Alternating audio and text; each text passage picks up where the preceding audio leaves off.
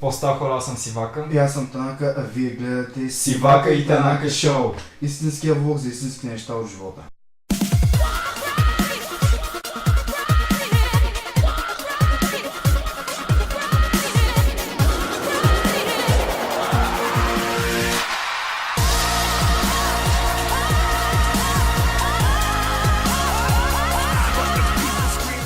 Здравейте хора, преди да започнем с днешните теми, искам да се обърна към Сарафа, който беше един от първите, които коментира клипа ни в VBOX. Човека така доста стабилно си ни нахрани, как сега ще видите на екраните, цитирам: да не си отваряме устите, защото ще станем негови любовници, той ще се изпразни в устите ни и ще станем неговите малки кучки. Здравей, дрисък глабен! Другите бяхме включили в коментара за тази песен, а ти от нищо се появяваш и ни наричаш твоите малки кучки. При телевизиите си много културен, но иначе в VBOX нещо не струваш, а? И аз ми се стегни малко, че просто такива отрепки като тебе ми писна, разбираш ли? Скри са някъде и ти като кон само са скрити двамата в един контейнер да се приказвате и просто не ми се явява. Днес сме подготвили нещо много по-позитивно, а именно темата за образованието. И понеже с Сивака знаем, че на повечето от вас тази тема може да не ви е интересна, в горния десен ъгъл на вашите екрани сме сложили нещо забавно и разтоварващо, докато ние двамата с него обсъждаме. За нашата аудитория да кажем, че до година ще бъдем абитуриенти и се очертава да правим един от най-големите избори в живота си, да учим висше или не. Много от вас знаят как стоят нещата в България. Висшето образование горе-долу е сведено до това, което е било средното преди доста години. Поставени сме пред два избора. Един е да учим висше, след което да си търсим работа. Другото е да не започнем с учението и директно се насочим към пазара на труда. Проблемът е обезценяването на висшето образование, заради което в крайна сметка си губиш възможността за намиране на стабилна работа тук в България и остава варианта работа в чужбина. Или остава варианта да отидете в чужбина и там да получите своето висше образование, което се предполага, че ви почти гарантирано, че ще си намерите работа, защото там хората, за разлика от тук, вашите възможности са биват оценени.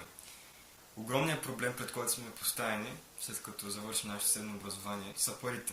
Финансовият проблем е нещо, което тормози много млади хора, защото образованието в чужбина в общи линии те задължава да си в университетите през почти целия ден, което не ти дава възможност да си намериш работа и да изкарваш пари. А както знаем, повечето от възрастните хора в България нямат възможност да заделят по стабилната сума от около 600 евро, за да издържат децата си. Другия проблем, който се наблюдава е, че все още България, както и Румъния, има много ограничения за тях в чужбина, което още повече затруднява студентите, защото те не могат да работят пълноценно като другите граждани, да кажем, как са в Германия, Великобритания и други страни от Европейския съюз. За тези от вас, които изобщо не мислят да се захващат с висше образование, ако мислят, че това е безсмислено, както това е преобладаващата част от младите хора и заминават в чужбина само за да работят, или така наречените гастарбайтери. Заминават в чужбина. Работят какво да е. Живеят мизерно. Биват третирани като хора от третия свят. Но за сметка на това, като се върнат, се случва това.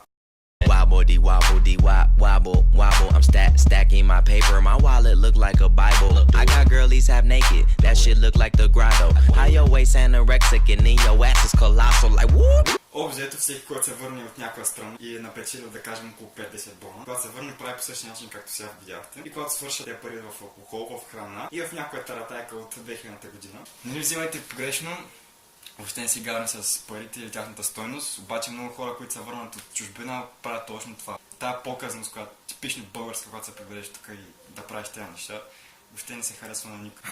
Друга болна тема на младите хора в България е тази за баловете. Всички знаят, че ако сте част от клас или от випуск, които трудно намират общ език и трудно можете да се разберете, нашият съвет към вас е: бъдете по-склонни към компромиси, не проявявайте инат, защото до никъде няма да доведе. Всичко е в компромис.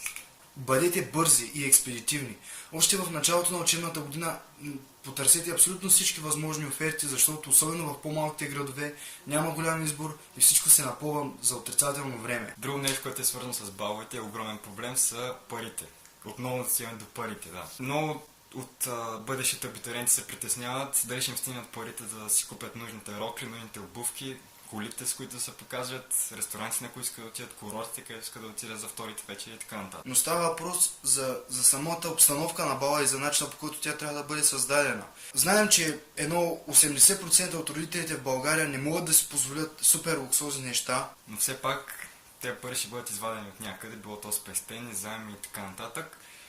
Просто моят съвет е да си правите сметката, да се купуват неща, които могат да бъдат използвани след това, не да си купите костюм за 2000 лева и да седи в гардероба цял живот и муците да го изядат.